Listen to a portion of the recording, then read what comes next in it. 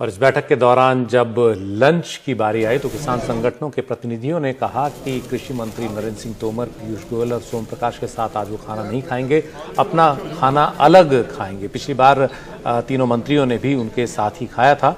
आज किसानों के लिए लंगर से खाना आया था एक गुरुद्वारे से, और सरकार की तरफ से जो खाना मिल रहा था उसे खाने से किसानों ने आज भी इनकार किया। हमारे सहयोगी हिमांशु शेखर हमारे साथ जुड़ गए। हिमांशु, पिछली जो बैठक हुई थी उसमें हमने गर्मजोशी देखी थी कि जो मंत्री थे, बातचीत के बाद जो लंच ब्रेक हुआ था उसमें लंगर साथ ही उन्होंने छका था, किसानों के साथ ही वो खाना खाते हुए नजर आए थे। लेकिन आज लग रहा है कि गर्मजोशी गायब है। आज जो विश्वास की कमी बिल्कुल साफ दिख रही, क्योंकि ये किसान नेताओं ने खाना खाने से साथ में इनकार कर दिया। जी निश्चित तौर पर, और साफ तौर पर अभी जो तस्वीरें भी सामने आई हैं अंदर से, जो कुछ किसान नेताओं ने हमें भेजी हैं, उसमें बहुत साफ दिख रहा है कि किसान नेता जो हैं वो अपने आप अकेले खाना खा रहे हैं आज। और निश्चित तौर पर ऐसा लगता है कि जिन दो मुख्य मुद्दों पर जो गतिरोध है वो निश्चित तौर पर बढ़ रहा है। पिछली बैठक में आपको याद होगा कि 4 में से 2 मांगे सरकार ने मान ली थी, और उसके बाद फिर ऐसा लगा था कि इस गतिरोध को खोलने के लिए बीच का रास्ता निकालने की संभावनाएं बढ़ी थी।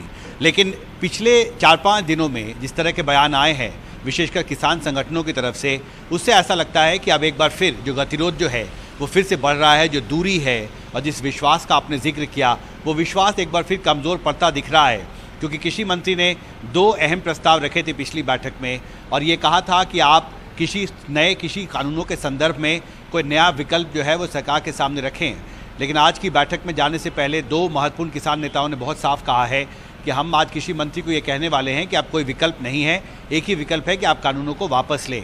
साथ में एक भावांतर योजना, जो आपको याद होगा मध्य प्रदेश में एक वक्त शुरू की गई थी, जो गैप होता है, जो डिफरेंस होता है किसानों की कृषि उपज की MSP और जो बाज़ार का रेट है उसके बीच का जो अंतर है, इसके लिए सरकार की तरफ से ये सुझाव कृषि मंत्री ने रखा था कि एक समिति का गठन किया जाए, और ये एक बीच का रास्ता हो सकता है जहाँ तक MSP के लिए कानूनन गारंटी देने की जो मांग है।